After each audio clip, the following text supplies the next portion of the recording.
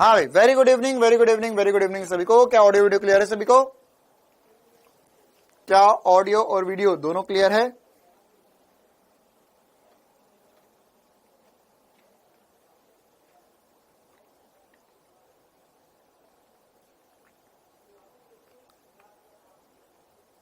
चलो ओके, बढ़िया, मस्त, मजे में। मेरे गांव में 2 दिन से लाइट नहीं है, क्या हुआ बेटा? चलिए, तो समतल में गति का आज हमारा आखिरी क्लास है। आज हमारी आखिरी क्लास है। आज हम अपेक्षित गति भी खत्म कर देंगे। इसमें मैं ऑलरेडी बता चुका हूं। अच्छा एक बात बताओ यार मुझे, जैसे ये अपेक्षित गति आज पढ़ेंगे, वर्षा व्यक्ति वाली प्रॉब्लम करेंगे, नदी नाव वाली प्रॉब्लम करेंगे। मैं पूछ रहा हूं कि हमारा जो पिछला टेस्ट हुआ था उसमें गुरुत्व के अधीन गति से सवाल नहीं आए थे ना हमारा जो। हाँ, 5G में अनलिमिटेड डाटा मिल रहा है अभी, स्टार्टिंग में आप ले सकते हो उसे। ब्यूटी बेटा, हम बढ़िया मस्त मजे में नहीं आए थे, ठीक है। तो इस बार टेस्ट में गुरुत्व के अधीन गति से सवाल आएंगे, ग्राफ से सवाल आएंगे, अपेक्षित गति से सवाल आएंगे, सदिश से सवाल आएंगे, और उसके बाद प्रक्षेप गति, ऊंचाई से क्षैतिज प्रक्षेपण, और ये सारे सवाल आने वाले हैं, ठीक है। चलो हाँ भाई, तो आगे बढ़ते हम कहानी की शुरुआत करते। 1-2 सवाल से शुरुआत करेंगे ताकि देखते हैं कि कितने बच्चों को कल की बातें समझ में आ गई थी। कल जो हमने पढ़ा था उसी प्रकार का एक नहीं 2 प्रैक्टिस क्वेश्चन करेंगे। आपको मैं दे रहा हूं 40 सेकंड का टाइम, जल्दी से इस सवाल को पढ़ो और बताओ जवाब। जल्दी से पढ़ो और बताओ जवाब।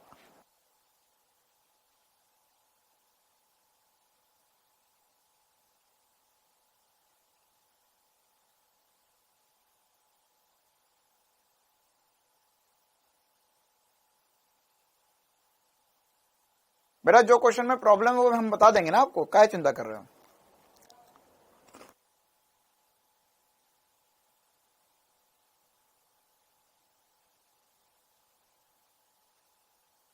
ए आ रहा है, डी आ रहा है। चलो देखो, निकालने की करते हैं कोशिश, क्या आ रहा है जवाब। अच्छा पहले एक और सवाल आपको लोग कर लो। लो भाई, एक और सवाल कर लो।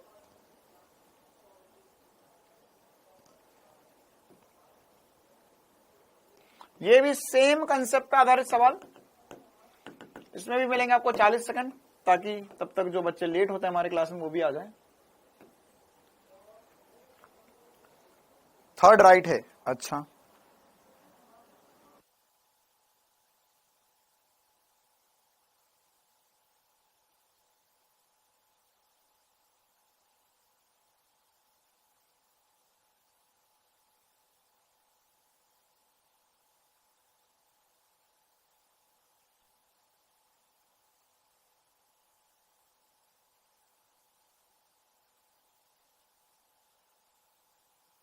हाँ, होमवर्क में था।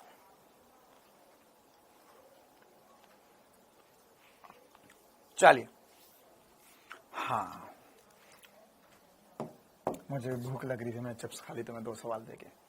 चलो तो भाई अब ये वाले सवाल करते हैं हम। 2 कार ए और बी, समान गति v, अच्छा 5 किलोमीटर प्रति मिनट, और बहुत तेज चल रही है, कि समान वेग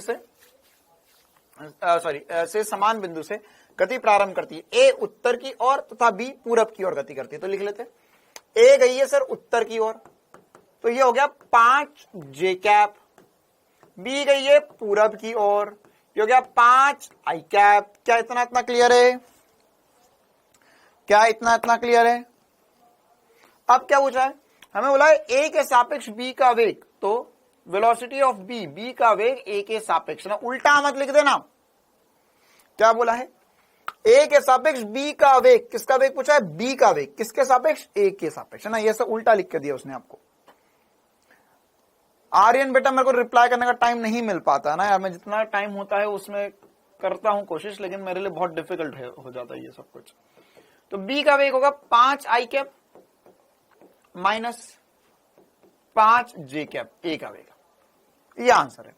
तो ये दिशा कौन सी, देखो 5√2 परिमाणी आएगा इसका 5√2 है ना। हम इसका अगर सर परिमाणी देखेंगे तो आ जाएगा 5√2, 5 का स्क्वायर प्लस 5 का स्क्वायर का वर्गमूल 5√2 आ जाएगा। इसी प्रकार से दिशा क्या आ जाएगी, दिशा, तो दिशा जो आएगी वो आ जाएगा सर tan अल्फा। अच्छा चलो, वैसे ये tan अल्फा ना भी निकाल तो हम सीधे सीधे बता भी सकते दिशा ऐसे लिखकर कि सर आई कैप में पॉजिटिव है, जे कैप में नेगेटिव, आई कैप में पॉजिटिव, जे कैप में नेगेटिव, मतलब सर ये इधर कहीं दिखाई देगा। और ये कौन सी दिशा है सर, ये दक्षिण और पश्चिम की ओर है। नहीं सर, दक्षिण और पूरब की ओर है, सॉरी दक्षिण और पूरब की ओर है। 5√2 दक्षिण पूरब की ओर आंसर आएगा। ए सही जवाब आएगा बेटा। ये होगा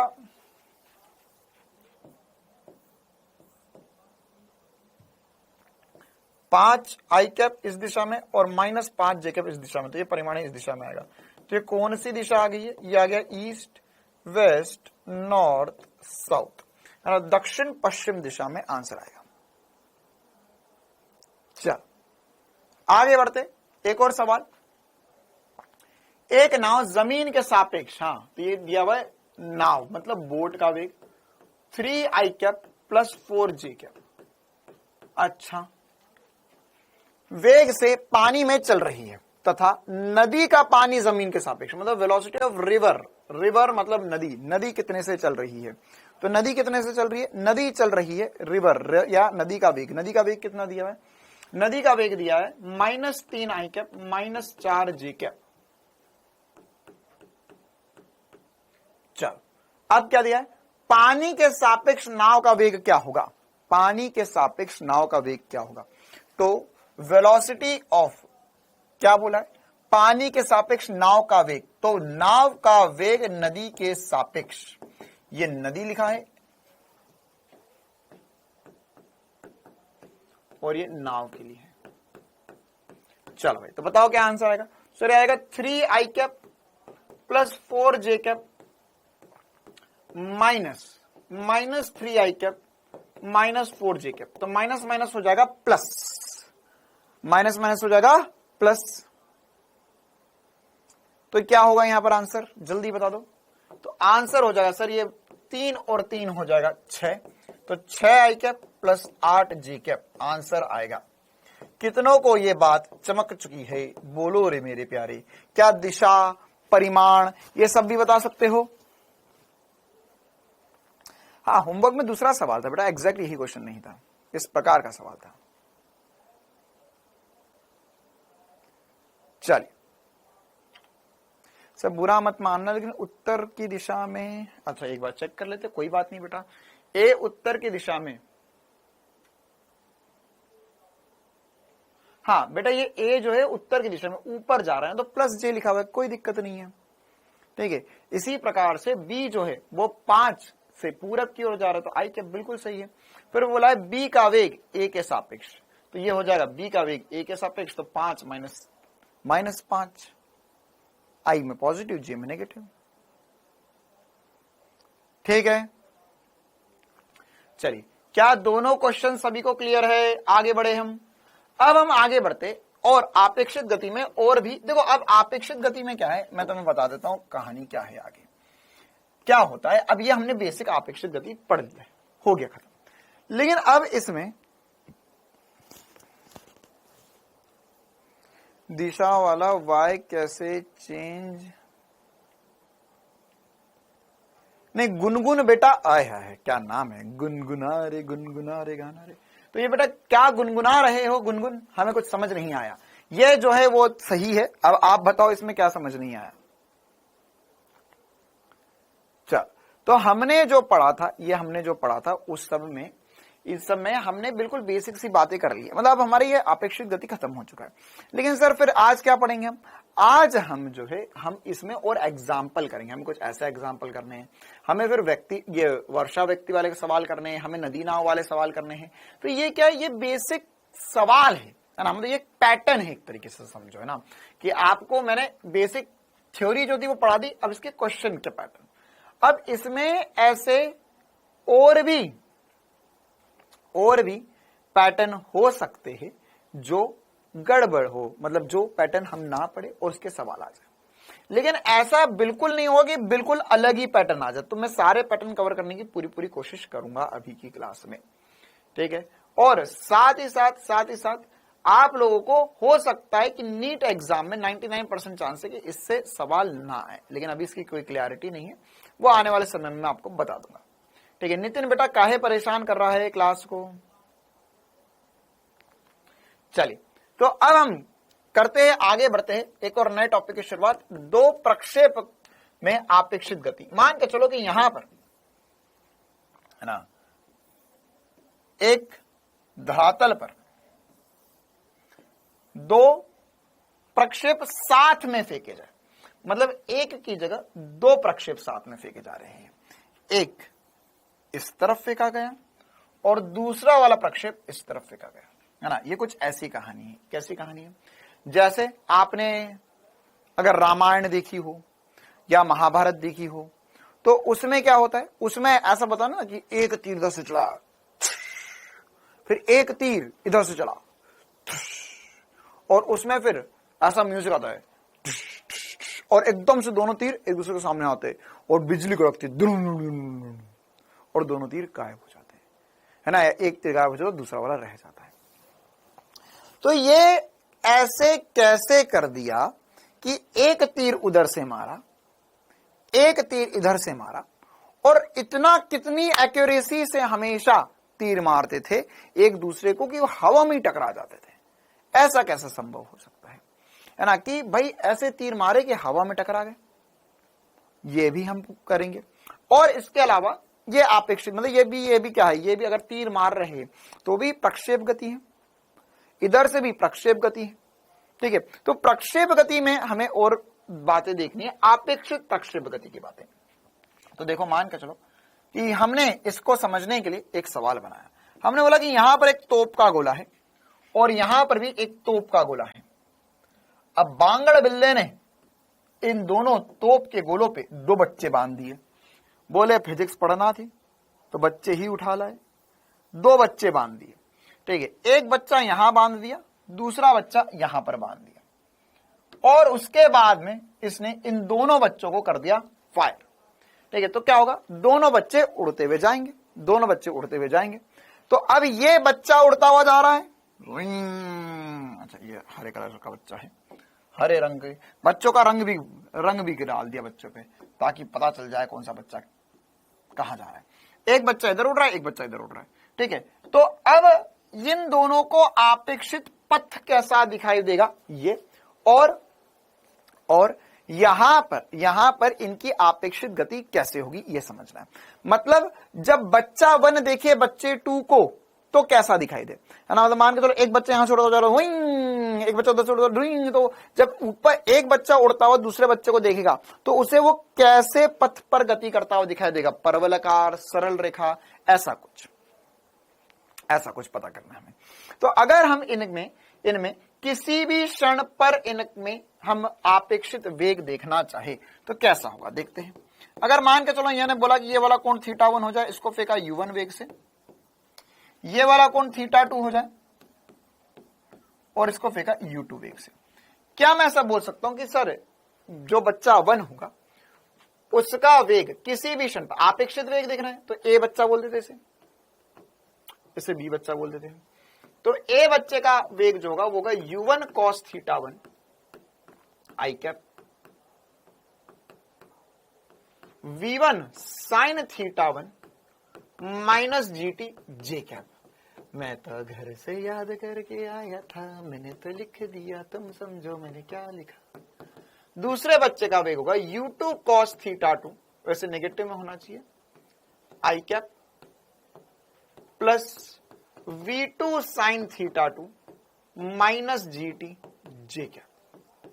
कितनों को ये समझ में आया? कितनों को ये समझ में आया जो मैंने वेग यहां पर लिखे? कितनों को ये वेग समझ में आया? जल्दी से बताओ भाई, कितनों को ये वेग समझ आ गए?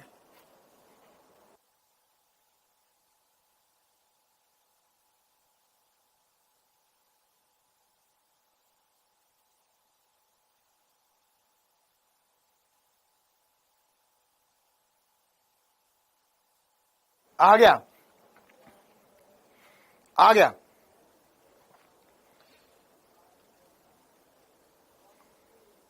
माइनस कैसे आ गया? क्योंकि एक इधर फेंका है, एक इधर फेंका है, तो इधर वाले का जो वेग होगा, प्रारंभिक वेग, वो तो नेगेटिव डायरेक्शन में, इधर वाले का पॉजिटिव डायरेक्शन में। आ गया, आ गया, है ना? ये कैसे लिखा था हमने? ये लिखा था सर x दिशा का वेग प्लस y दिशा का वेग किसी भी क्षण पर। तो x दिशा में तो वेग कभी नहीं बदलेगा, तो ये हमेशा u cos थीटा होगा। और y दिशा का वेग किसी भी क्षण पे लिखेंगे तो क्या होता है सर? y दिशा में, सर y दिशा में हर क्षण पे वेग बदल रहा है, तो हमने सीखा था vy बराबर होता है uy माइनस gt, गति का प्रथम समीकरण, तो uy माइनस gt लिख दिया। ठीक है, अब अगर मैं इनको ध्यान से देखूं और जानूं और पहचानूं, वैसे ये वाली बात मैंने जब तुम्हें सरल रेखा में या सरल रेखा में अपेक्षित गति बताई थी या एक विमीय अपेक्षित गति बताई थी, उसमें भी ये वाली बात मैंने आपको बताई थी। क्या क्या क्या क्या बताई थी बात? मैंने तुम्हें ये वाली बात बताई थी कि गुरुत्व के अधीन गति में आपेक्षिक त्वरण हमेशा शून्य होता है। कितनों को यह बात याद है? गुरुत्व के अधीन गति में, गुरुत्व के अधीन गति में आपेक्षिक त्वरण शून्य होता है। गुरुत्व के अधीन गति में आपेक्षिक त्वरण शून्य होता है।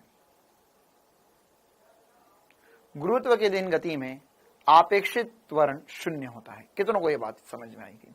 हाँ, क्यों? क्योंकि सर देखो, इसका त्वरण जी नीचे की तरफ, इसका भी त्वरण जी नीचे की तरफ, तो आपेक्षिक त्वरण जो होगा, अगर ये भी नीचे आ रहा है, ये भी नीचे आ रहा है जी त्वरण से, तो आपेक्षिक त्वरण शून्य हो जाएगा।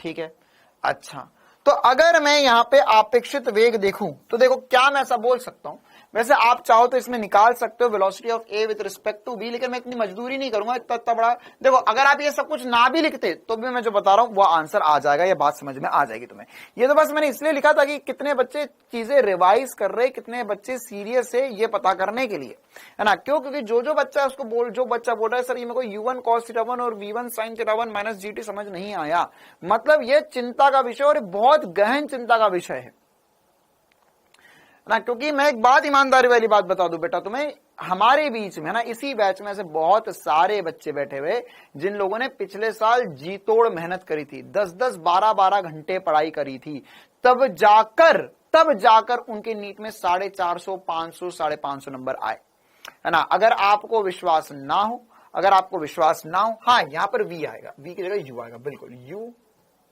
अगर आपको विश्वास ना हो तो अभी कमेंट्स में पूछ लो कि कितने बच्चों ने पिछले साल नीट का एग्जाम दिया था और कितने मार्क्स आए थे। ठीक है, तो वे बच्चे जिन्होंने बहुत ज्यादा मेहनत करी थी ना, मैं बस इस बात का एहसास दिलाना चाह रहा हूं कि जिन बच्चों ने बहुत ज्यादा मेहनत करी थी, जी जान लगा दिया था अपना, तब जाके 450, 500 नंबर तक पहुंचे थे, है ना? पहले अटेम्प्ट में या दूसरे अटेम्प्ट में। लेकिन अगर जो बच्चे पहली बार इस बार नीट की तैयारी कर रहे हैं और उनको लग रहा है कि ये तो हलवा है, हम पढ़े ना पढ़े, कभी ना पढ़े, पिक्चर तो देखना, जाकर देख लेंगे, रोज क्लास में होती है, देख लेंगे, जाकर कर लेंगे सब कुछ। ठीक है, तो अगर ऐसा लगता है तो बेटा समझ जाओ और संभल जाओ, समझ भी जाओ और संभल भी जाओ। क्यों? क्योंकि आप ये समझो कि जिस बच्चे ने पिछले साल हाँ डरा रहा हूं, बिल्कुल डरा नहीं तो आता हूं मैं, डरो, देखो सुनो मेरी बात को, और बहुत ज्यादा डर जाना इस बात को सुनने के बाद में। क्यों? क्योंकि ये खौफनाक बात है, ये कटु सत्य है कि जिस बच्चे ने पिछले साल 12-12 घंटे, 10-10 घंटे पढ़ाई करी थी, जिसको सब कुछ आता है, सब कुछ पढ़ा है, तब जाके उसके इतने नंबर आए हैं, और वो इस साल फिर 10 घंटे पढ़ेगा और इस साल फिर तेरे साथ में एग्जाम देगा, तो अब सोच ले तेरे कितने नंबर आएंगे। और कितने भी नंबर आए, तुम्हें कितनी मेहनत करनी है उसके बराबर आने के लिए, तुम्हें कितनी मेहनत करनी पड़ेगी उसके बराबर आने के लिए, है ना? हाँ, चिंता ना करो, ये सारे बच्चे मुझे पता है, शिवा, सकीना, है ना, मोहित, मनित, ठीक है, तो ये सारे बच्चे, मैक्सिमम बच्चे जो है वो पिछले साल आरंभ बैच में भी थे, उन लोगों ने इतनी ज्यादा मेहनत करी, तब जाके उनके इतने नंबर तक आए हैं या इतने नंबर तक पहुंचे हैं। तो जो बच्चे इस बार पहली बार मेहनत कर रहे हैं, पहली बार ड्रॉप ले रहे हैं या पहली बार पढ़ रहे हैं, उन लोगों को मैं बोल रहा हूं बेटा, क्लास को मजाक मस्ती में ना लो, है ना। भले ही से पढ़ाते वक्त मैं कुछ मजाक कर लेता हूं या मजे मजे में पढ़ाता हूं, वो क्योंकि भाई तुम्हें आखिरी क्लास होती है और फिजिक्स पढ़ने में मजा आना चाहिए, बिल्कुल सही बात है। लेकिन लेकिन लेकिन अगर तुम्हें ऐसा लग रहा है कि हम बस पढ़ेंगे, हम क्लास देखेंगे, हम थोड़ा बहुत कर लेंगे, थोड़ा बहुत नहीं करेंगे, हमारा आराम से काम चल जाएगा और नीट निकल जाएगा, ऐसा होना बहुत मुश्किल है। देखिए, इसके लिए आपको रोज ईमानदारी से बताओ कितने बच्चे क्लास खत्म करने के बाद में डेली पढ़ते हैं क्लास का, कितने बच्चे क्लास का डेली पढ़ते हैं, पहली बात। दूसरी बात कितने बच्चे कॉपी पर लिख लिख कर देखते हैं। जितने सारे सवाल मैंने करवाए वो सारे के सारे सवाल कितने बच्चे कॉपी में सॉल्व करते हैं और उसके बाद में उन्हें रिवाइज भी करते हैं। और रिवाइज ऐसे नहीं कि तकिया लगा लिया पीछे और अच्छा ये तो ऐसा बताया था, अच्छा चलो हो जाएगा, ऐसा हो जाएगा, बस अगला पन्ना अगला सवाल।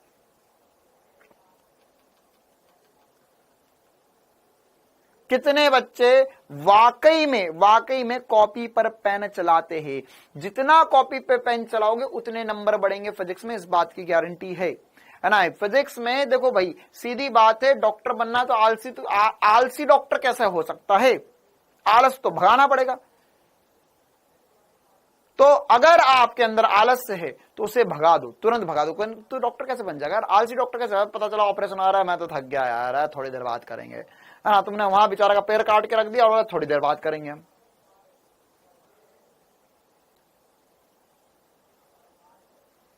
तो उसके लिए ही बस बोल रहा हूं बेटा, मेहनत करो ना और ईमानदारी से करो, सब कुछ ईमानदारी से करते जाओ। अगर आपको लगता है कि सर हमारा तो फर्स्ट अटेम्प्ट था तो हम उनसे ज्यादा नंबर कैसे लेकर आ पाएंगे, चिंता मत कर, उसका भी पिछले साल फर्स्ट अटेम्प्ट था, उसने कुछ ना कुछ थोड़ी बहुत गड़बड़ करी है, मेहनत पूरी करी है, लेकिन शायद कुछ थोड़ी सी कमी रहेगी जिसकी वजह से मार्क्स कम रहेगा। बस वही कमी तुम मत छोड़ो, तुम पहले अटेम्प्ट में उनसे ज्यादा नंबर लेकर आ जाओ।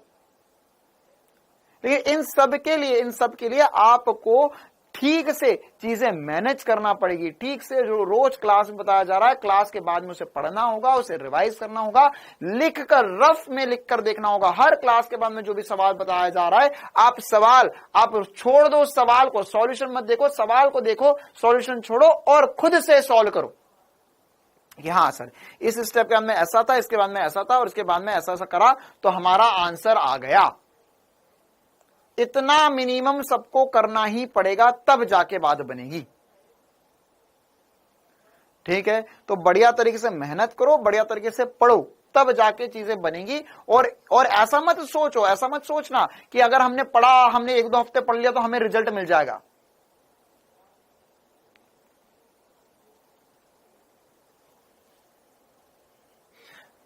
ऐसा था ना, पनीर काटा सब्जी में डाला है, मजा आ गया, लच्छेदार पनीर, कढ़ाई पनीर खा लिया। अबे यहां दूध भी खुद लाना है, पनीर भी खुद बनाना है, उसके बाद सब्जी भी खुद बनानी है, सब्जी उगानी है और उसके बाद बनानी है और उसके बाद में उसे खाना है। ठीक है, ऐसा थोड़ा ना काटे पीटे घोले और खा गए, नहीं। ठीक है, ये मैगी नूडल्स नहीं है ना, यहां पर मेहनत लगेगी। यहां ऐसा समझो कि तुम्हें अगर कुछ खाना है तो नीट वो चीज है जिसमें गेहूं भी खुद उगाना है, सब्जी भी खुद उगाना है, खेत में पानी देना है उसे रोज, फिर सब्जी उगेगी, फिर और गेहूं उगेंगे, उसके गेहूं कटेंगे, सब्जी कटेगी, फिर उस गेहूं को अलग से रख कर पीसोगे, फिर आटा गूंथोगे, आटे से रोटी बनेगी, फिर उसको सेकोगे, गैस सिलेंडर भी खुद लेकर आओगे, तब जाके खाना मिलेगा,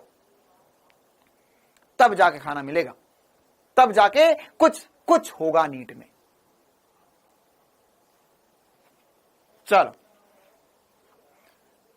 चलिए, तो अब velocity of A with respect to B में मैं यहां पे बता रहा था, तो कैसे लिखेंगे इसमें, है ना। देखो, एक आवेग अगर बी के सापेक्ष लिखेंगे हम, तो इसमें आपेक्षित वेग, आप चाहो तो मैं V A minus V B पूरा बी लिख सकते हो, एक्स एक्स का वाई वाई का, लेकिन मैं आपको बस इतनी सी बात बताना चाह रहा हूं कि देखो यार, आपेक्षित वेग जब देखोगे तो इसमें जीटी दोनों में सेम है,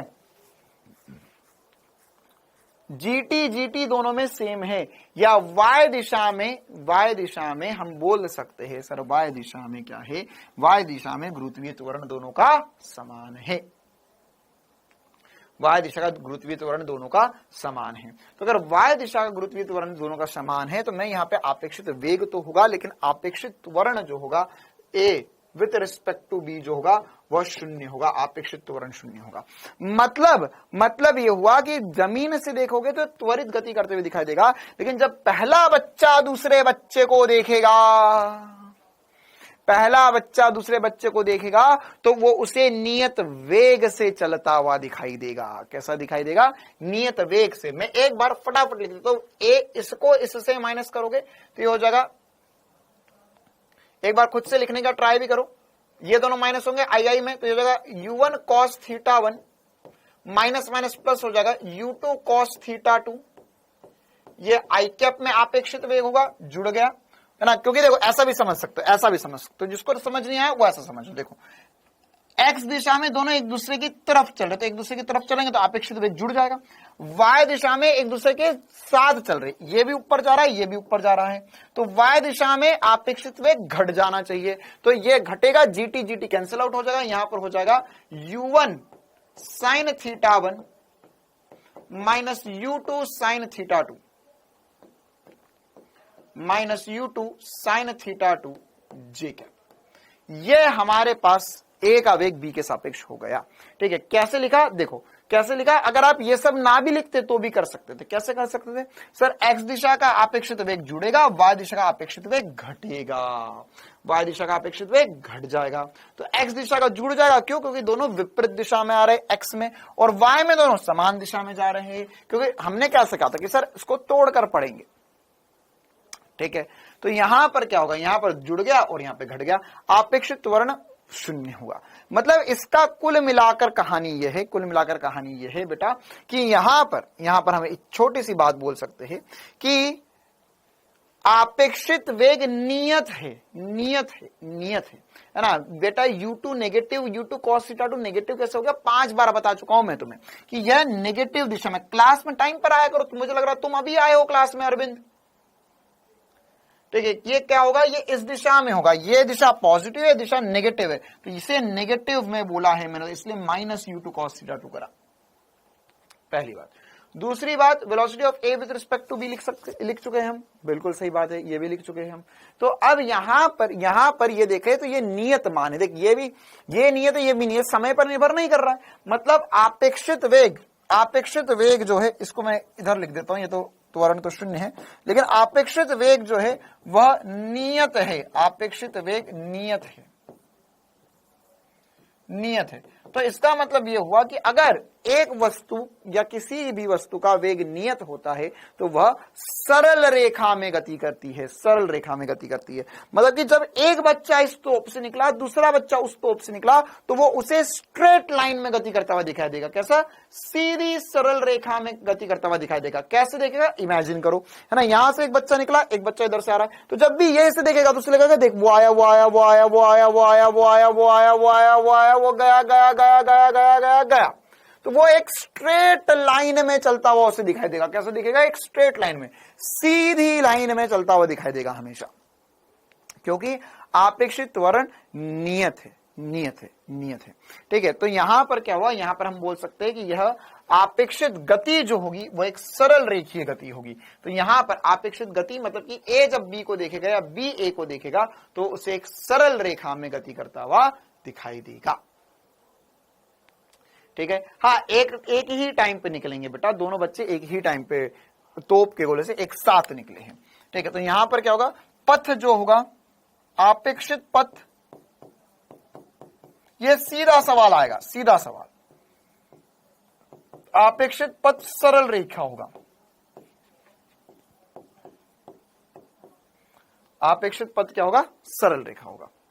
ठीक है, अच्छा, अब इसमें एक दूसरे प्रकार का जो सवाल आता है वो करने जा रहे हैं हम, है ना, कि ऐसी क्या कंडीशन हो कि दोनों बच्चे हवा में टकरा जाए, या जो तीर वाली हम बात कर रहे थे कि सर ऐसा कैसे हो कि इधर से एक तीर चले, इधर से एक तीर चले और वो दोनों तीर हवा में टकरा जाए, ऐसा कब हो सकता है ना। मतलब कुछ ना कुछ तो कैलकुलेशन राम भगवान भी कर रहे होंगे, है ना, थोड़ी फिजिक्स तो उनने भी सीखी है, या कुछ ना कुछ कैलकुलेशन रावण ने भी करी थी, या इंद्रजीत ने भी करी थी कि मैं इधर से तीर मार रहा हूं, उधर से तीर आ रहा है, तो मैं कितने एंगल पर कितने वेग से तीर फेंकूं कि दोनों आपस में हवा में टकरा जाए।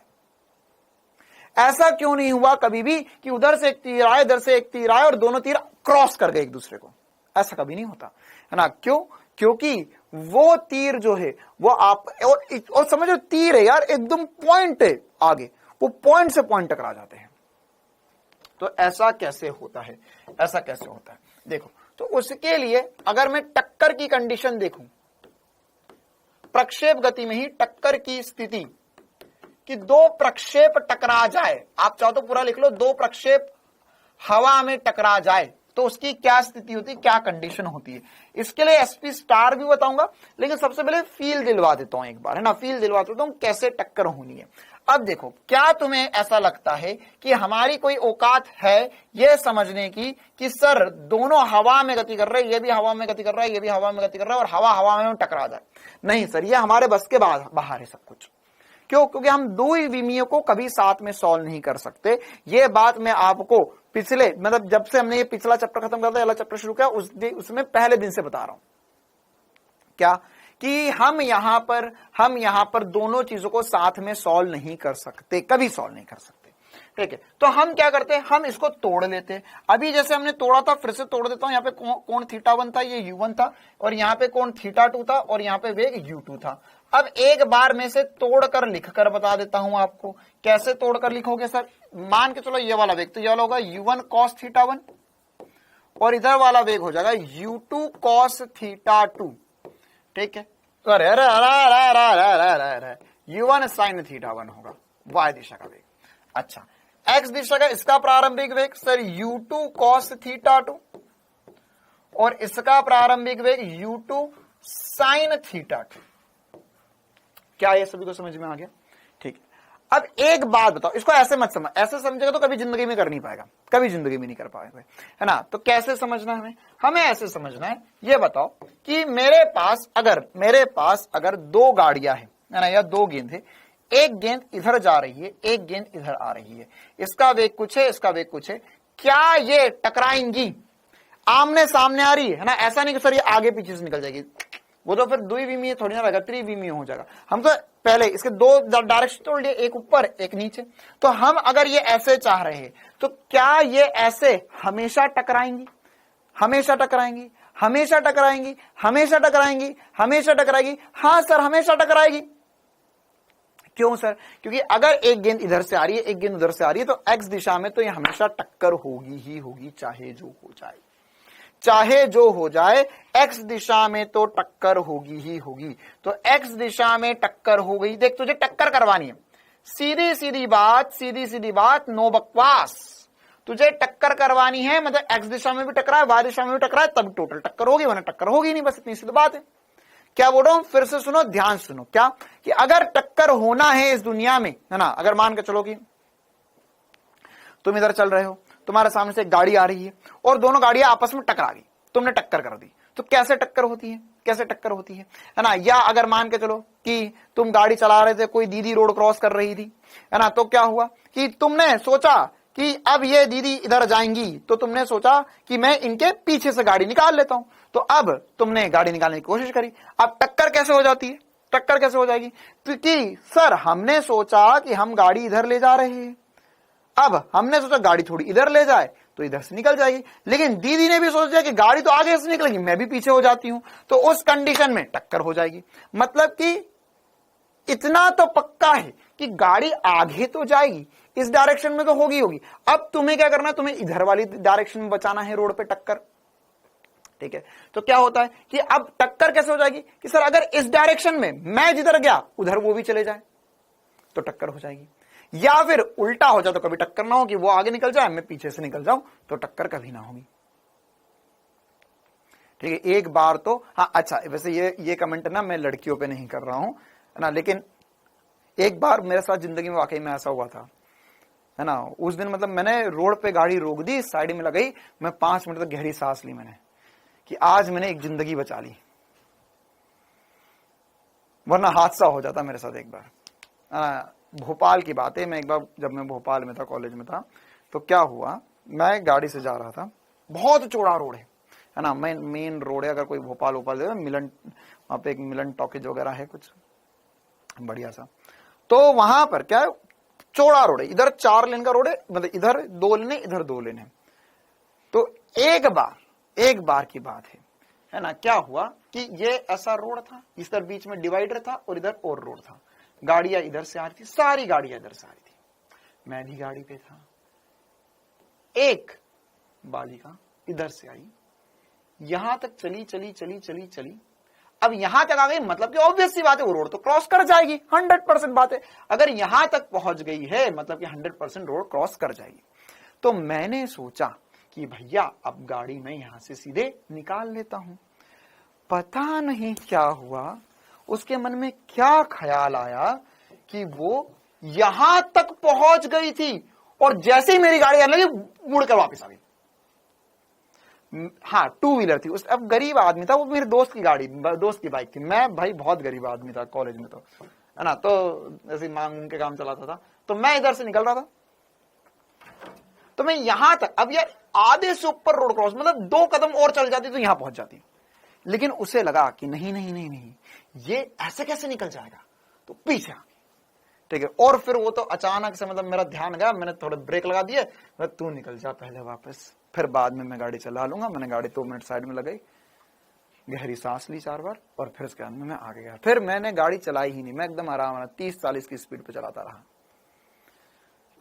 हाँ भाई, तो टक्कर के लिए क्या आवश्यकता है, टक्कर के लिए क्या आवश्यकता, टक्कर के लिए आवश्यकता है कि सर दोनों दिशा में टक्कर होनी चाहिए, तभी बात बनेगी। तो इस दिशा में तो हमेशा टक्कर होगी ही होगी, इस दिशा में तो होगी ही होगी, ठीक है। अब साथ ही साथ क्या होगा, अब अगर हम y दिशा की बात करें तो देखो ये x दिशा होगी। अब y दिशा में क्या हो रहा है, सर y दिशा में मेरे पास 2 गेंदे, अब देखो मैंने दूर दूर बनाया क्योंकि x दिशा में, y दिशा में तो दोनों साथ में ही बना दो तो कोई दिक्कत वाली बात नहीं, क्योंकि मेरे को y दिशा के लिए ही देखना है बस। अब तो y दिशा में मेरे पास इसका वेग है u1 sin θ1 और इधर वाले का वेग है u2 sin θ2, ठीक।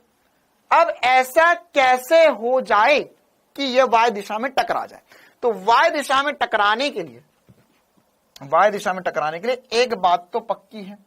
क्या एक बात तो पक्की है कि सर y दिशा में टकराने के लिए, y दिशा में टकराने के लिए ये दोनों गेंदे साथ में ऊपर जाए, साथ में नीचे आए, साथ में ऊपर जाए, साथ में नीचे आए, ठीक है। क्या बोल रहा हूं मैं, ध्यान से सुनो। क्या हो रहा है, x दिशा में तो 100% टकरा ही रही है, x दिशा में तो 100% टकरा ही रही है। अगर ये दोनों साथ में ऊपर जाए और साथ में नीचे आए, मतलब y दिशा का अगर वेग बराबर हो जाए तो ही टक्कर होगी, वरना टक्कर नहीं होगी, वरना टक्कर होना पॉसिबल नहीं है, ठीक है। कैसे सर बताओ एक बार फिर से लाइव चला कर इसे देखो। मान के चलो ये एक गेंद है, दूसरी गेंद है, इस दिशा में तो 100% टकरा ही रहे, इस दिशा में तो 100% टकरा ही रहे। तो यहां पर मान के चलो इस बिंदु पर ये दोनों टकरा गए, इस बिंदु पर ये दोनों टकरा गए, तो ये बिंदु यहां नहीं होगा, ये बिंदु कहीं y डायरेक्शन में, x दिशा में टकराए यहां पर। अब y दिशा में टकराए, y दिशा में टकराए, इसलिए क्या होना चाहिए, इसलिए क्या होना चाहिए सर, y दिशा में टकराए, इसके लिए y दिशा के वेग बराबर कर दो। मतलब क्या हो कि देखो ये साथ में ऊपर जाए, साथ में नीचे आए, तो इससे क्या फायदा मिलेगा, इससे यह फायदा मिलेगा कि देखो ये दोनों साथ में ऊपर जा रहे। अब इसको दोनों को चलाकर मैं बता रहा हूं, साथ में फील करवा रहा हूं, दोनों साथ में ऊपर जा रहे, साथ में ऊपर जा रहे, साथ में ऊपर जा रहे, साथ में नीचे आएंगे, ठीक है। अब x में इधर टकरा रहे, अब इन दोनों को साथ में चलाते हैं, तो साथ में ऊपर जाएंगे, जाएंगे जाएंगे जाएंगे जाएंगे जाएंगे जाएंगे, टकरा गए, और उसके बाद में टकरा कर फुट फुट गए, जो भी हुआ हो। लेकिन अगर ये दोनों साथ में ऊपर नहीं गए, साथ में नीचे नहीं आए, मतलब मान के सर एक का वेग ज्यादा हो गया, एक का वेग ज्यादा हो गया, तो क्या होगा सर, इसका मतलब ये हुआ कि ये जल्दी जल्दी ऊपर जा रहा है, इसका मतलब हुआ ये जल्दी ऊपर जा रहा है, धीरे धीरे ऊपर जा रहा है। तो क्या होगा सर, अल्टीमेटली ये जब दोनों एक दूसरे को क्रॉस करेंगे तो इसका y दिशा का वेग ज्यादा है, इसका y दिशा का वेग कम है, तो इसका y दिशा का वेग ज्यादा है, मतलब ये ऊपर से निकल जाएगा और ये नीचे से निकल जाएगा, टक्कर नहीं होगी, टक्कर नहीं होगी, ठीक है। देखो इसको ऐसा फील भी कर सकते हो ना, ये रोड पर भी फील कर सकते हो कि सर देखो अगर वो यहां पर, वो सामने से आए और मैं इधर से जाऊं तो इस दिशा में तो 100% टक्कर होगी ही होगी। लेकिन अगर मेरे को टक्कर बचानी है तो क्या होगा सर, मैं इधर ले लूं, और अगर उसने भी उतनी ही वेग से गाड़ी इधर ले ली तो फिर से टकरा जाएंगे। लेकिन अगर टक्कर ना हो, इसका मतलब क्या हो कि सर मैं अगर वो इधर आए, मैं भी इधर आऊं, लेकिन मेरा वेग ज्यादा हो गया, उसका वेग कम हो गया, तो मैं पहले निकल जाऊंगा और वो पीछे से आ जाएगा, तो बच गई टक्कर। लेकिन अगर दोनों सेम वेग से, देख ऐसे तो टकराओगे ही, सीधे जाओगे तो 100% टकरा ही जाओगे, उसमें तो कोई दिक्कत ही नहीं है। लेकिन लेकिन लेकिन लेकिन मैं क्या हूंगा, अगर मैं रोड में चौड़ाई में देखूं, तो अगर मैं इधर से निकल जाऊं और ज्यादा वेग से निकल जाऊं, तो फिर टकराऊंगा नहीं।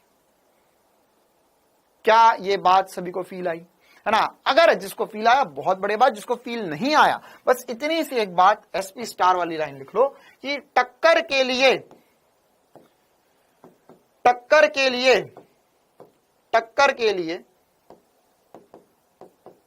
कंडीशन, दो कोई भी चीजें टकराए उसके लिए कंडीशन क्या होगी? टक्कर के लिए कंडीशन दोनों को मिलाने वाली रेखा के लंबवत वेग सदैव बराबर होने चाहिए। दोनों को मिलाने वाली रेखा, टक्कर के लिए इंपॉर्टेंट कंडीशन, दोनों को मिलाने वाली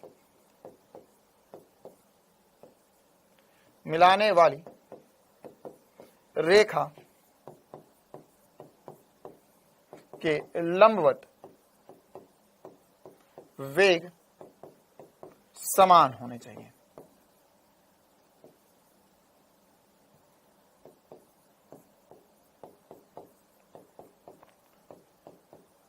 ठीक है, चिंता मत करो, जिसको फील नहीं आया ना वो एक दो बार और पढ़ोगे अपने आप फील आ जाएगा, एक दो सवाल करेंगे अपने आप आ जाएगा। ठीक है, क्या बोल रहा हूं, कोण समान जरूरी नहीं है नेहा बिटिया, आप कोण के पीछे ही पड़े हुए हो तब से, है ना? कोण कौन है? कोई नहीं है कोण, यहां ध्यान दो, है ना? क्या बोल रहे हो, इन दोनों को मिलाने वाली रेखा के लंबवत वेग जो है वो बराबर होने चाहिए, है ना? वेग समान होने चाहिए। वेग के घटक लिख लो, वेग का घटक लिख लो, ज्यादा अच्छा है। वेग का घटक समान होना चाहिए तो 100% टक्कर होगी। ठीक है, इसको एक एग्जाम्पल से समझते तो हमें और बातें समझ में आएगी और फील आएगा, है ना? अच्छा, एक बार इसको मैं यहां पे लिख भी देता हूं कि अगर वेग बराबर होंगे, मतलब क्या होना चाहिए, u1 sin θ1 बराबर होना चाहिए u2 sin θ2, तो 100% टक्कर होगी ही होगी। ठीक है, चलो देखो, जैसे इसको एग्जाम्पल से समझते हैं। मान के चलो हमारे पास ये एक सवाल बोला हुआ है, दो कण ए और बी को धरातल से एक साथ चित्रानुसार फेंका जाता है। ए का वेग 20 मीटर पर सेकंड है, बी का वेग 10 मीटर पर सेकंड है, प्रारंभिक चाल से फेंका जाता है। अब बोला 0.5 सेकंड बाद इनकी टक्कर होती है, तो कोण का मान क्या होगा? टक्कर हो रही है, 100% टक्कर हो रही है, तो कोण का मान क्या होगा? ठीक है, तो देखो क्या होगा, ये तो सीधे जा रहा है, हाँ सर, ये इसके दो घटक होंगे वेग के, यह रहा ए, यह रहा बी। अब बी तो सर हवा में उड़ गया 10 मीटर पर सेकंड से, बी इस तरफ जा रहा है 20 मीटर पर सेकंड से, और कितने कोण पर जा रहा है? थीटा कोण पर जा रहा है। तो अगर मैं वेग के घटक देखूं तो सर एक घटक इधर होगा, एक घटक इधर होगा। तो देखो सर, इस दिशा में मेरे को चक्कर नहीं है, क्योंकि इधर तो अगर वो एक्स दिशा में तो चल नहीं रहा है और ये चल रहा है, तो 100% एक्स दिशा में तो टकराएंगे ही टकराएंगे। अब क्या होगा सर, वाई दिशा में बराबर एच हमेशा, नहीं बेटा, अविनाश बेटा, हाँ एच हमेशा सेम होगा, ये भी बोल सकते हैं, बिल्कुल सही बात है, हाँ एच सेम होगा, ये भी बोल सकते हैं। अविनाश, अविनाश ही नाम है, तो बिल्कुल एच मैक्स भी सेम होगा, ये भी बोल सकते हो, क्योंकि वाई दिशा का वेग समान है, तो एच मैक्स दोनों का सेम होना चाहिए। अब ये वेग और ये वेग बराबर हो जाए, मतलब 20 साइन थीटा बराबर हो जाए 10 के, तो उस कंडीशन में टकरा जाएंगे।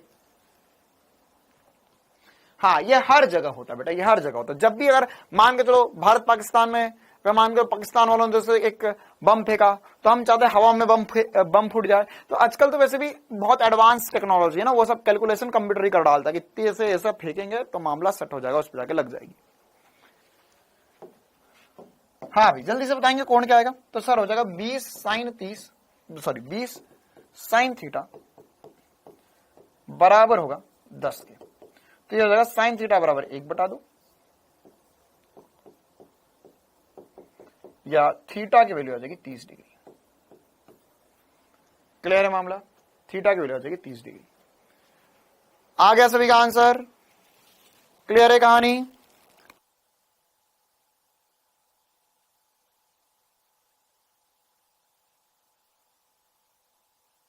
चलिए, हाँ अब हम बताते हैं कि यहां पर हाँ टाइम ऑफ फ्लाइट भी इक्वल होगा, बिल्कुल सही बात है, क्योंकि वाई दिशा का वेग बराबर है, मतलब कि टाइम ऑफ फ्लाइट भी बराबर होंगे दोनों के। चलिए अब हम यहां पर बताते हैं कि ये दोनों टकरा रहे हैं। अच्छा, तो क्या बोला है कि x की दूरी कितनी होनी चाहिए। देखो ऐसा भी तो हो सकता है, ऐसा भी तो हो सकता है कि अरे 10 कहां से कौन है ये, अंशिका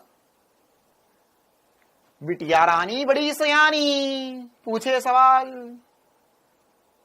कैसे कैसे, देखिए यहाँ पे 10, ये 10 लिखा हुआ है ना सवाल, मैं कहां से लिख रहा, 10 कहां से आया, सवाल से आया। देखो तो अब यहां पर पूछा हमसे x का मान कि इन दोनों के मध्य कोण क्या होना चाहिए, है ना, इन दोनों के मध्य कोण क्या होना चाहिए। तो इसमें तो ऐसा भी तो कोण तो क्या, सॉरी दूरी क्या होनी चाहिए, ऐसा भी तो हो सकता था कि सर एक यहां से फेंके एक यहां से फेंके, ये जाके यहीं गिर जाओ, यहां से सीधे जाके इधर आ जाओ, लो सब टक्कर ही नहीं हुई, ऐसा भी तो हो सकता है, ऐसा भी तो हो सकता है। ठीक है, तो सर ये ना हो, इसके लिए क्या है, इसके लिए क्या है, इसके लिए हमारे पास इन दोनों के मध्य दूरी कितनी होनी चाहिए, टकरा ही जाए, तो उसके लिए हमारे पास x दिशा में अब देखना पड़ेगा। तो कोण का मान और x दिशा का मान क्या होगा। अब बोला है 0.5 सेकंड बाद टक्कर होती है, तो टक्कर हो रही है, तो देखो टक्कर होगी नहीं होगी कुछ से पता चलेगा, y दिशा से। टक्कर कहां होगी, कौन बताएगा, x दिशा। तो ये अभी हमने y दिशा से पता करा, अब हम पता करेंगे x दिशा से कुछ बातें अनकही सी। अच्छा, तो x दिशा में अपेक्षित वेग क्या होगा। सर x दिशा में अपेक्षित वेग देखे तो वेलोसिटी ऑफ a x दिशा में कितना होगा।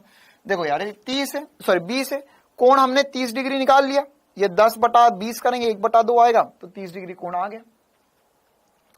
तो यहां पर अब हमारे पास x दिशा का वेग क्या होगा। सर ये हो जाएगा 20 cos 30, क्या हो जाएगा 20 इंटू 3√3/2, तो ये 2 से 2 कट गया, 10√3 आ गया, तो 10√3 मीटर पर सेकंड से ये x दिशा में जा रहा है। अच्छा, b का x दिशा में वेग क्या है। सर b का x दिशा में वेग तो 0 है, b का x दिशा में वेग तो 0 है।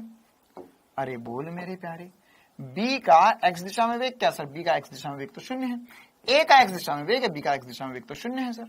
अच्छा, तो क्या मैं लिख सकता हूं अपेक्षित वेग जो होगा x दिशा में वो 10√3 ही होगा। बिल्कुल सही बात, मतलब ये हुआ कि ये उसकी तरफ जाके दौड़ रहा है, उससे जाके टकराना चाहता है। तो अब हमारे पास वेग पता है, समय बोला है कितने समय बाद टकराया, आधे सेकंड बाद टकराया सर, 0.5 मतलब आधा सेकंड। तो दूरी बतानी है, तो दूरी क्या होती है, दूरी होती है सर x बराबर VR इंटू टी, या VR हो जाएगा 10√3 इंटू टी, तो टी की वैल्यू 1/2 आ गई,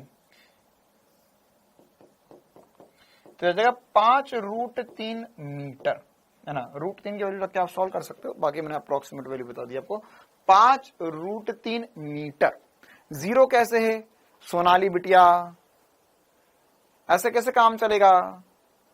ये अगर कोई सीधा जा रहा है तो इस दिशा में नहीं जा रहा है ना यार, इसका इस दिशा का वेग 0 होगा, y दिशा का वेग होगा बस, x दिशा का वेग 0 होगा।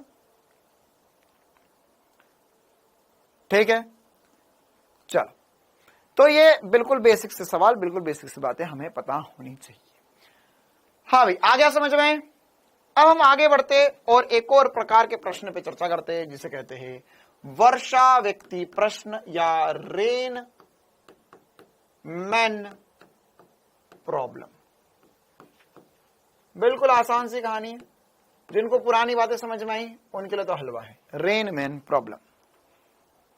ठीक है, क्या होता है यह रेन मैन प्रॉब्लम।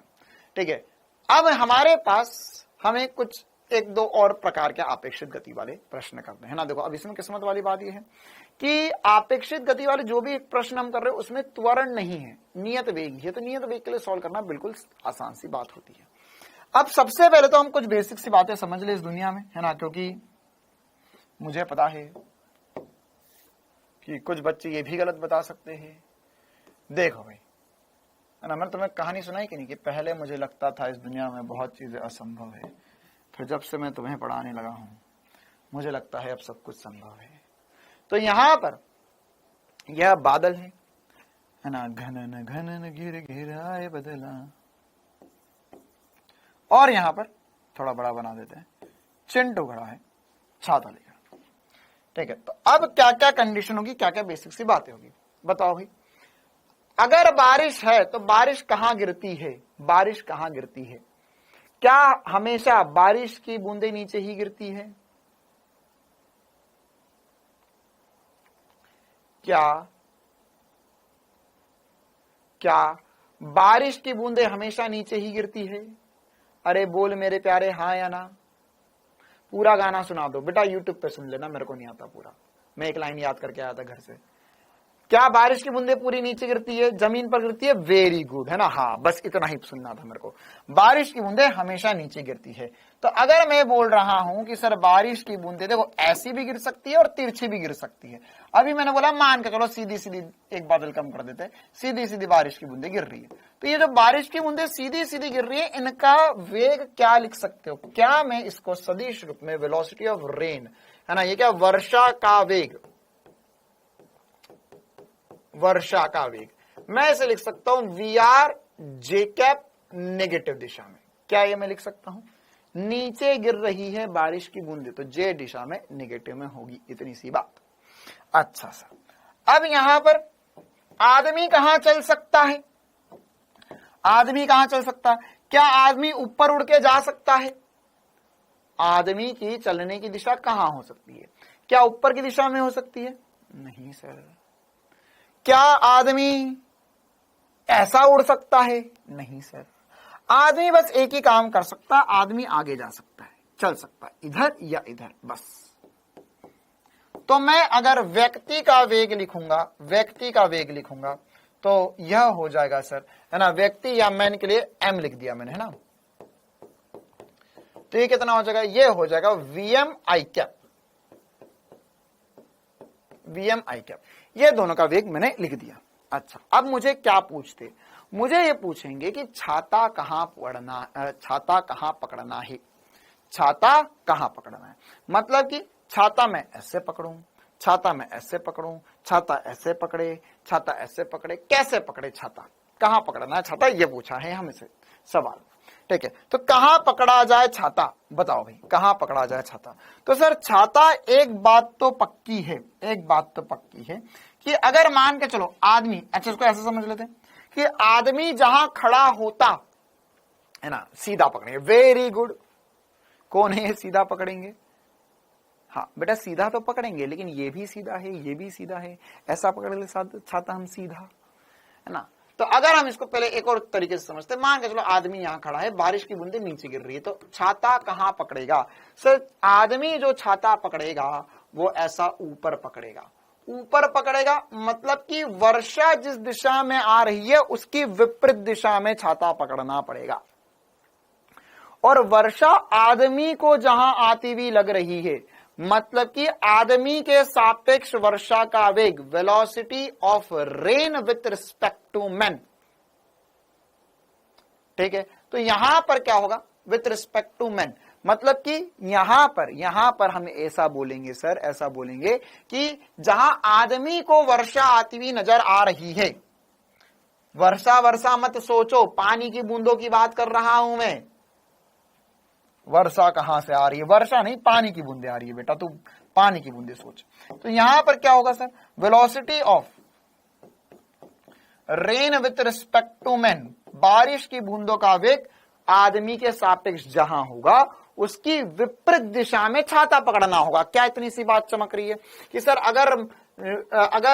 अगर बारिश की बूंदे सीधी नीचे आ रही है तो छाता जो पकड़ा जाएगा वो वीआर जे कैप में पकड़ा जाएगा, छाते की दिशा ऊपर की तरफ होगी। अम्ब्रेला,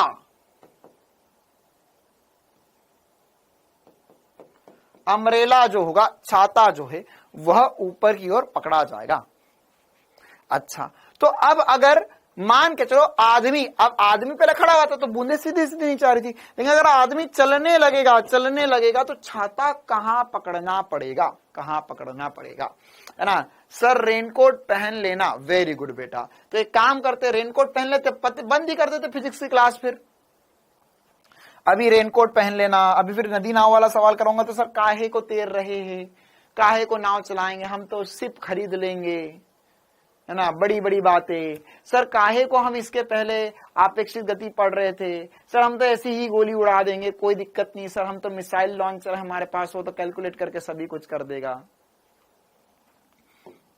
चल, है ना सर, हम प्रक्षेप गति भी क्यों ही पढ़े सर, हम तो गेंद फेंकेंगे, गेंद के अंदर चिप लगा देंगे, वो गेंद की चिप कैलकुलेट करके सब बता देगी कितनी दूर जा रही है। तो velocity of rain with respect to man, तो ये जो velocity of rain minus velocity of man, तो कितना आ गया सर, रेन का वेग है minus V R G cap. अच्छा, आदमी का वेग है वी एम आई कैप। अच्छा, तो ये कहां आया है ये वेग कहां आया, इसको समझ लेते हैं। तो यहां पर जो पानी का वेग है, या पानी ये कहां पर गिर रहा है, कहां गिरती हुई नजर आएगी बारिश, तो मैं तुम्हें लाइव फील भी करवाऊंगा अभी, ये बात है ना, कहां गिरती हुई नजर आ रही है बारिश, सब बारिश आ रही है इस आदमी को ऐसी गिरती हुई। ये देखना, minus V R minus I cap minus J cap, तो माइनस आई कैप इधर होगा, माइनस जे कैप इधर होगा, तो दिशा जो भी वो इधर की तरफ बारिश आती हुई नजर आ रही है। मतलब जो छाता पकड़ा जाएगा वो इस दिशा में पकड़ा जाएगा। ये रही छाते की दिशा, ये रही छाते की दिशा। और हमसे पूछते हैं ऊर्ध्वाधर से कितने कोण पर झुकाया जाएगा छाता। क्या पूछेंगे, ऊर्ध्वाधर से कितने कोण पर झुकाया जाएगा छाता। ये रहा कोण, और ऊर्ध्वाधर से कितने कोण पर झुकाया जाए छाता, यह पूछा जाता है हमसे। ठीक है, तो कितने कोण पर झुकाएंगे छाता, तो सर ये वाला कोण निकालना है हमें, थीटा। तो यह tan थीटा क्या होता है, लंब बटे आधार। तो लंब मतलब ऊपर वाली दिशा जो है वो ये, मतलब ये हो गया Vm बटे में VR। बस ये बात आपको याद रखनी है, कहानी खत्म, पैसा खत्म। ये ही पूछा जाएगा, इससे ज्यादा और कुछ नहीं पूछा जा सकता। Vm क्या होगा, Vm बटे में VR क्यों कर दिया मैंने। अच्छा, पहले तो ये बताओ, ये सब कुछ छोड़ो, पहले तो ये बताओ कि tan थीटा, अगर मेरे को सदिश दिया तो tan थीटा क्या लिखते हैं सर, y दिशा का घटक बटे में x दिशा का घटक, याद है। तो यहां पर y दिशा का घटक VR है, x दिशा का घटक Vm है, तो मुझे VR बटे में Vm लिखना चाहिए। लेकिन मैंने Vm बटे में VR क्यों लिख दिया, क्योंकि मुझे ऊर्ध्वाधर दिशा से कोण पूछा है, मुझे ऊर्ध्वाधर दिशा से कोण पूछा है। कितनों को ये बात चमक गई। y बटा x लिखना था, लेकिन मैंने x बटा y लिखा, क्योंकि ऊर्ध्वाधर दिशा से कोण पूछा है। वर्टिकल के साथ लिख लो, ऊर्ध्वाधर दिशा के साथ कोण है थीटा यहां पर। ठीक है, अच्छा, ये तो बिल्कुल बेसिक सी बात थी। दूसरी इंपॉर्टेंट सी बात, मैं इसका फील दिलवा देता हूं तुम्हें। देखो देखो, बिल्कुल फील दिलवा देता हूं, है ना। अगर आपको फील ना आए तो बता देना, बस 2 मिनट मेरी बात सुनो, एकदम गजब का फील दिलवा दूंगा।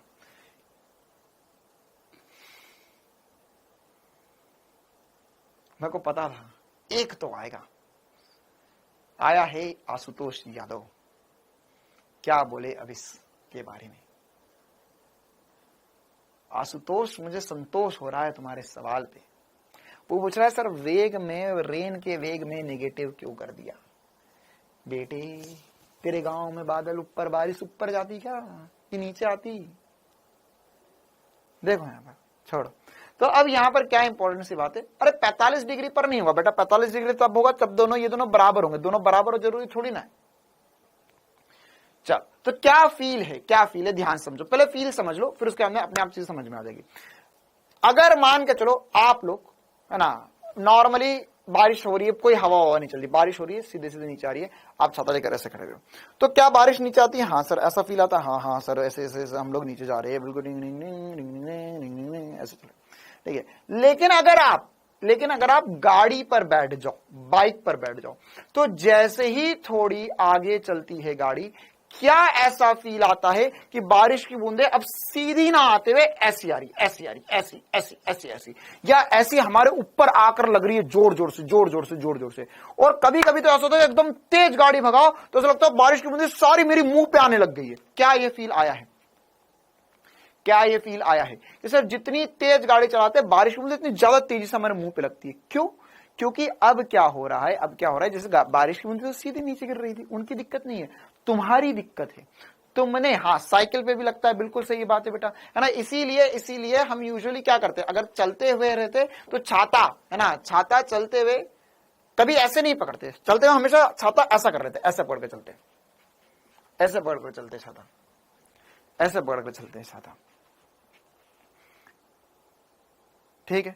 क्यों क्यों आगे क्यों पकड़ लेते, क्योंकि बारिश की बूंदे अब टेढ़ी तिरछी आने लग जाती है। या अगर आप अपने भैया दीदी या पापा या मम्मी के साथ गाड़ी पे या साइकिल पे बैठे हो, तो तुम्हें जैसी साइकिल चलाते या गाड़ी चलाते बोलते ना, छाता ढंग से पकड़, सीधा पकड़, मतलब उनका कहने का मतलब होता है कि ऐसा पकड़, है ना, उल्टा मत कर। क्योंकि कुछ लोग ऐसे होशियार बनते, क्या एकदम फील लेते कि अरे, है ना, वो कुछ बॉलीवुड में गाने वाने देख लेते, ला ला ला ला ला, तो सर छाता कैसे पकड़े, है ना, ऐसे चलेंगे, ऐसे बारिश हो रही थी, छाता ऐसे कर रखेंगे, और उसके बाद में फील लेने के चक्कर में ऐसे रोड पे चलेंगे, छाता से टिका लेंगे पीछे, ऐसे चलेंगे, पूरे आगे से गीले होते जाएंगे, पूरा यहाँ पर पानी पानी, पैंट पे पानी गिर रहा है, टी शर्ट पे पानी गिर रहा है, लेकिन उनको फील लेना क्या, छाता उल्टा कर लेना, है ना। वो सबसे गलत हरकत है, मतलब उसमें इससे बढ़िया काम कर, छाता उल्टा करके पानी भर के घर ले जाओ उसमें, है ना।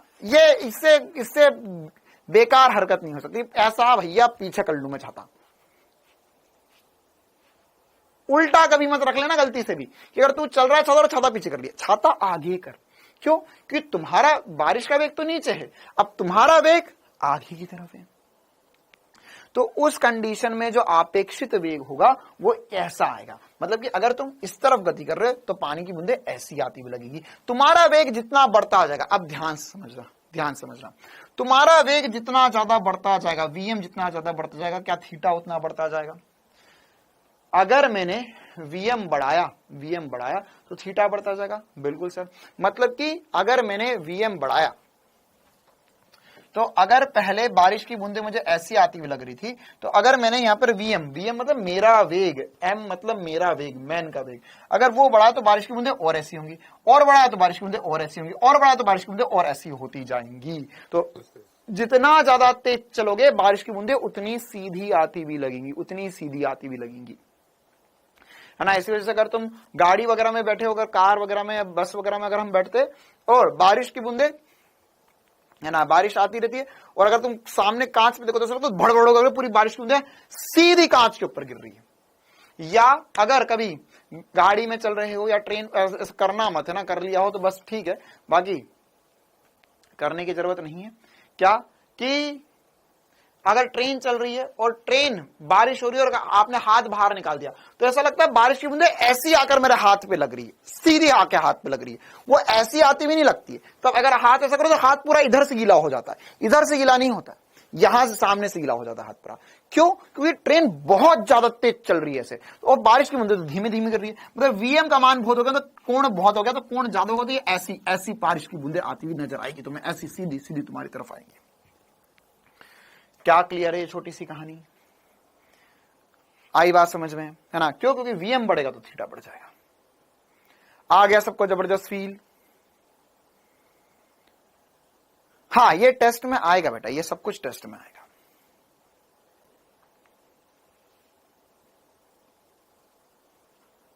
चलिए आगे बढ़े। अब हम इसमें, ये तो पहली बात ही, ये पहला सवाल हमसे पूछेंगे वीएम बटा वी आर ऊर्ध्वाधर के साथ कोण कितना होता है।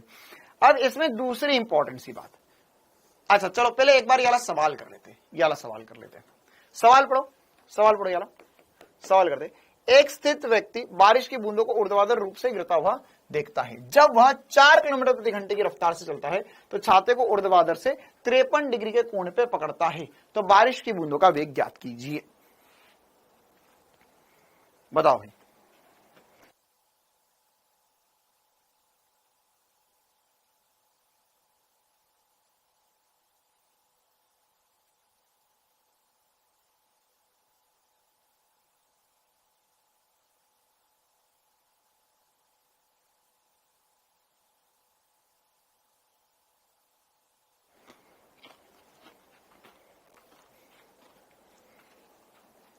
हाँ 3, बहुत ही बढ़िया। क्या करना है सर, ऊर्ध्वाधर से कोण निकालना है। तो यह है हमारा वीएम, आदमी का वेग, यह है वर्षा का वेग,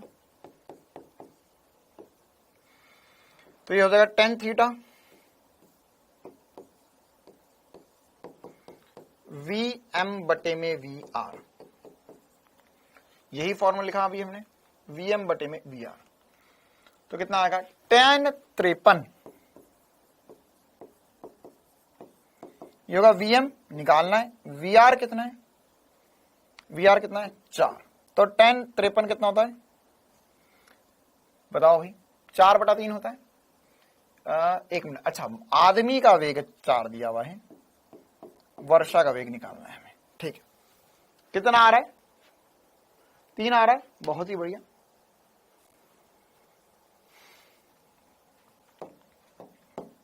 तो ये हो जाएगा 4/3 बराबर 4/VR, 4 से 4 कट गया, 3 किलोमीटर प्रति घंटे की चाल आ गई बारिश की बूंदे। ठीक है मामला, बारिश की बूंदे।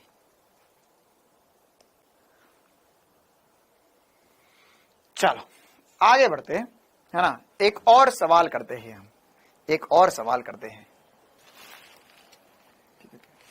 एक और सवाल करते हैं। अब मान के चलो कि अगर बारिश जो है ना, बारिश जो है वह सीधी ना होते हुए बारिश भी तिरछी आ रही है, तो अब छाता कैसे पकड़ेंगे, है ना। जब बारिश सीधे आ रही थी तो छाता सीधा पकड़ा हुआ था, है ना। यहां पर क्या हो रहा था, यहां पर 4 किलोमीटर प्रति घंटे की रफ्तार से जब मैं चलने लगा तो छाता अब ऐसा पकड़ना पड़ेगा, छाता ऐसा पकड़ना पड़ेगा, ठीक है। अब अगली कंडीशन कि अगर मैंने बोला बारिश भी टेढ़ी आने लग जाए, अब बारिश सीधी नहीं आ रही है, अब बारिश भी किसी कोण पे आ रही है, हाँ डायरेक्ट फॉर्मूला याद रख सकते हैं, ठीक है। तो अगर बारिश भी टेढ़ी आ जाए तो क्या होगा, जैसे देखते हैं, एक और सवाल करते हैं इसमें। मान के चलो कि अगर बारिश जो है वह किसी कोण पे आ रही है, ऊर्ध्वाधर से थीटा कोण पे बारिश आ रही है, ठीक है। तो अब छाता कैसे पकड़ना पड़ेगा, अब छाता ऐसे पकड़ना पड़ेगा। अरे अगर बारिश टेढ़ी आ रही है तो छाता भी तो ऐसे पकड़ोगे, छाता भी तो ऐसे पकड़ोगे। लेकिन अगर सवाल वाला पूछे कि कितनी गति से चला जाए ताकि बारिश सीधी लगने लग जाए, क्या पूछता है सवाल में, इसमें बस एक ही प्रकार का सवाल आता है नीट में ज्यादातर, या आ सकता है क्या, कि अगर हम छाते को कितने कोण पे पकड़िए, तो पहली बात तो कितने कोण पे पकड़े, सब बारिश टेढ़ी आ रही तो उसी कोण पे छाता पकड़ लो। लेकिन अगर हमें बोले कि हम आदमी को कितने वेग से चलाए ताकि बारिश सीधी लगने लग जाए, बारिश सीधी लगने लग जाए, तो ये कैसे करेंगे हम सॉल्व। देखो भाई, तो क्या होगा, आदमी का वेग कितना हो ताकि बारिश सीधी लगने लगे, तो यहां पर क्या होगा, यहां पर सर आदमी को इधर चला दो, तो अब ये आदमी का वेग कितना हो, वीएम का मान बराबर क्वेश्चन मार्क, ताकि बारिश की बूंदे या वर्षा सीधी नीचे सीधी नजर आए, या आदमी को बारिश की बूंदे सीधी सीधी फील आए। तो कैसे करेंगे पता हम ये, है ना, देखो कैसे करेंगे पता। यहां पर अब क्या होना चाहिए, मतलब देखो अब यहां पर बारिश इधर है, बारिश के दो घटक कर दिए, वी आर कॉस थीटा और वी आर साइन थीटा, ठीक है। अब तुम्हें क्या लगता है कि आदमी को मैं कैसे चलाऊं, देख अब ये फिर से वो चिंटू और मुन्नी वाली कहानी बन गई है कि क्या वेग हो दोनों के ताकि एक दिशा की गति नजर ही ना आए, ताकि एक्स दिशा की गति नजर ना आए। मतलब सर अगर एक्स दिशा में दोनों के वेग बराबर हो गए, एक्स दिशा में दोनों के वेग बराबर हो गए, इसका मतलब क्या हुआ, इसका मतलब ये हुआ सर कि केवल वाय दिशा में गति नजर आएगी, और वही मैं चाहता हूं कि वीएम का मान क्या हो ताकि वर्षा सीधी नीचे नजर आए। मतलब इसके लिए बस इतनी सी बात हो जाए सर यहां पर कि वी आर साइन थीटा बराबर होना चाहिए वीएम के। तो अगर ये कंडीशन होगी, हाँ बेटा ऊर्ध्वाधर के साथ कोण है इसलिए इधर वाला कॉस है इधर वाला साइन है, तो वी आर कॉस थीटा से नीचे नजर आएगी और वी आर साइन थीटा और वीएम आपस में बराबर हो जाए। कितनों को ये बात चमक गई? एक बार लगा दो जोरों से कमेंट्स में आग, ताकि हम आगे बढ़े अगले सवाल की तरफ।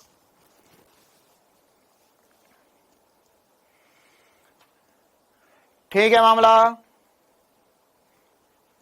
चलो अब इसमें एक और सवाल कर लेते हैं। ये अब एक दो आसान से सवाल, फिर हम उसके बाद में है ना एक दो सवाल और करेंगे, नदी नाव वाले सवाल करेंगे, और एक वाला सवाल होमवर्क में दूंगा मैं, है ना। ये एकदम मजेदार सवाल है तो वही, लेकिन भाषा दूसरी बोली भी है, एकदम एक लाइन का सवाल है। चलो पहले एक और सवाल कर लेते हैं। ये वाला क्या बोला है सवाल में बोला है हमारे पास कि एक आदमी, वो वाला कंडीशन समझ में आ गई। अब अगला सवाल, एक आदमी सड़क पर 3 किलोमीटर प्रति घंटे के वेग से चल रहा है, अचानक बरसात शुरू हो जाती है, बरसात का वेग 10 किलोमीटर प्रति घंटे ऊर्ध्वाधर नीचे की ओर है।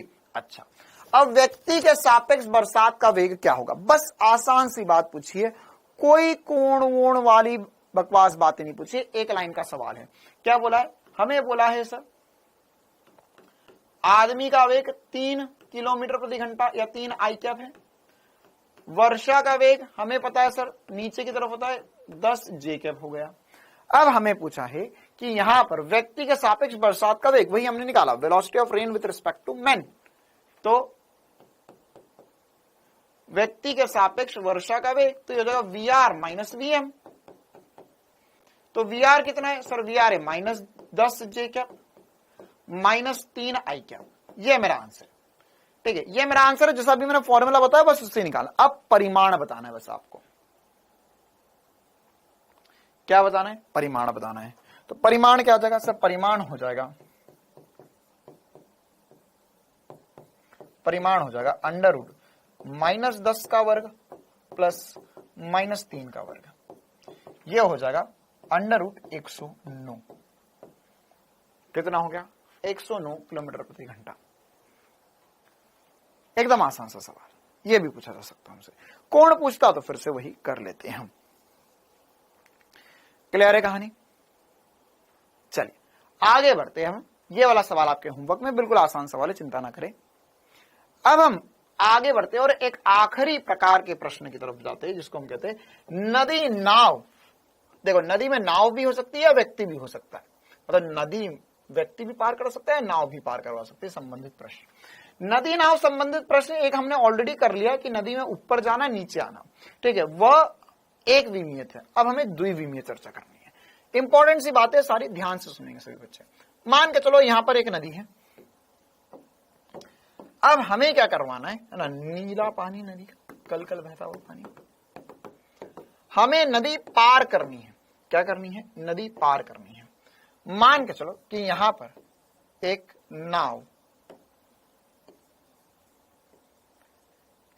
है। क्या है? एक नाव है। अब यहां पर अच्छा एक और छोटी सी बात थी, क्या ये जो हमने चैप्टर पढ़ा इसके होमवर्क के क्वेश्चंस में कुछ डाउट वगैरह है आप लोगों को? ज्यादा डाउट है क्या आप लोगों को? अगर है, ज्यादा डाउट है होमवर्क के क्वेश्चंस में, तो कल मैं एक एक्स्ट्रा क्लास रख सकता हूं। मतलब कल की क्लास भी हम द्विविमीय आपेक्षित गति पर ही रख लेंगे, और उसमें मैं आप लोगों को ये वाला जो पूरा पोर्शन है इसके होमवर्क के क्वेश्चंस और कुछ एक्स्ट्रा क्वेश्चंस प्रैक्टिस करवा दूंगा, या फिर कल से हम नया चैप्टर शुरू कर देंगे। क्या बोलती है जनता? सर करवा दो सर, सब आप ही सॉल्व कर दो सर आप ही सॉल्व कर दो। एक दो क्वेश्चन होंगे तो उसके लिए पूरी एक क्लास नहीं रखेंगे हम, अगर ज्यादा क्वेश्चंस होंगे तो ही करेंगे।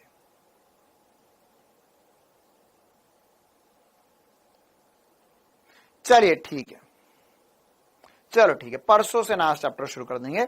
कल होमवर्क के क्वेश्चंस और होमवर्क के जो डिफिकल्ट वाले क्वेश्चन होंगे और कुछ एक्स्ट्रा प्रैक्टिस क्वेश्चंस मैं प्रैक्टिस करवा दूंगा आपको कल की क्लास में।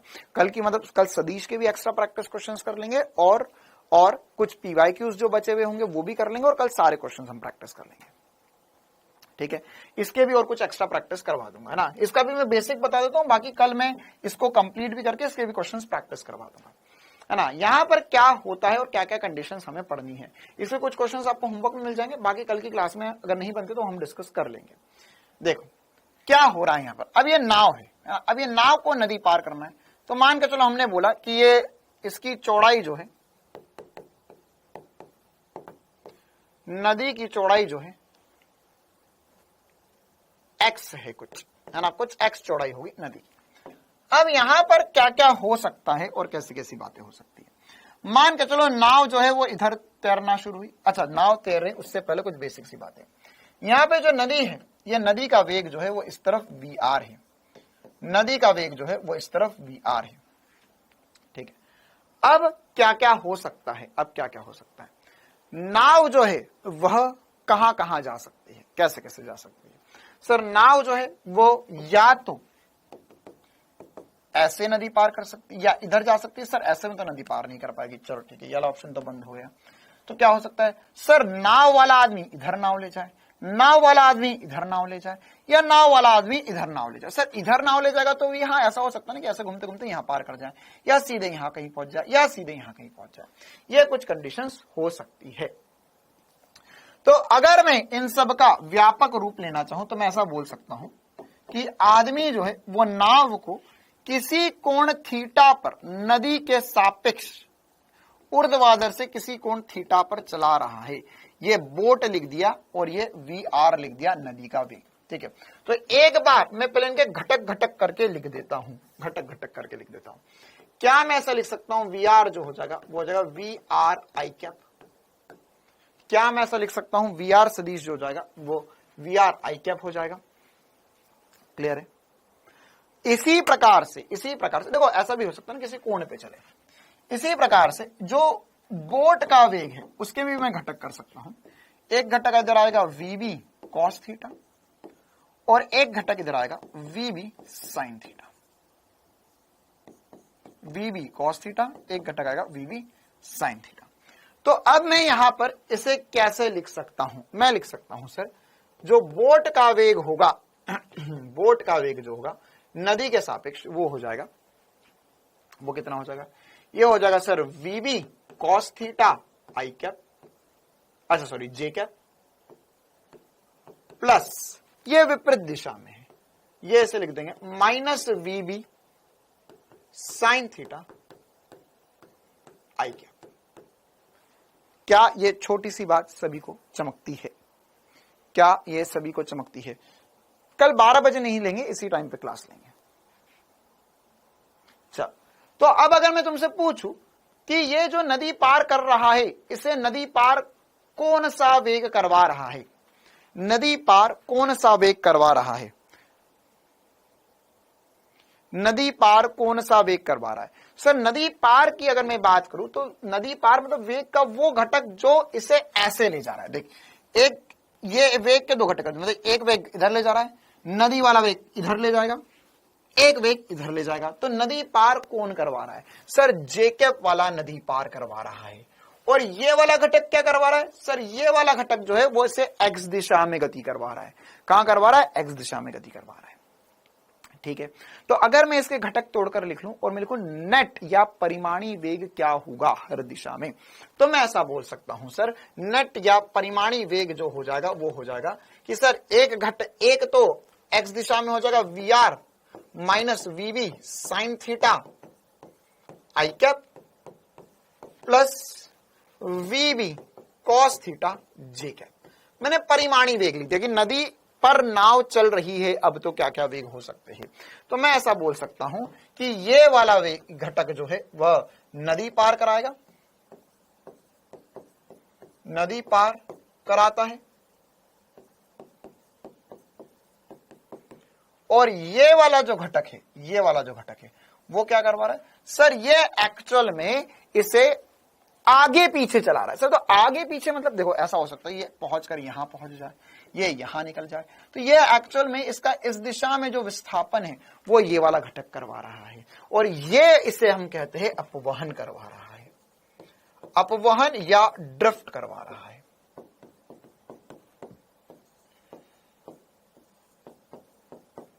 ठीक है, चलिए तो अब अभी की तो कहानी मैं इतनी ही रखूंगा, क्योंकि अब मैं इससे आगे पढ़ाऊंगा तो ये पूरे सारी बातें खत्म हो जाएगी, सिर्फ न्यूमेरिकल वगैरह भी प्रैक्टिस करवाने हैं। तो मैं इसमें तोड़ना नहीं चाह रहा हूं इसको, मैंने बिल्कुल बेसिक बता दिए, इसके वेग के घटक वटक बता दिए। अब कल की क्लास में हम देखेंगे नदी पार करना है, तो नदी पार करवाने के लिए दो कंडीशंस पॉसिबल है, दोनों कौन सी कंडीशंस पॉसिबल है।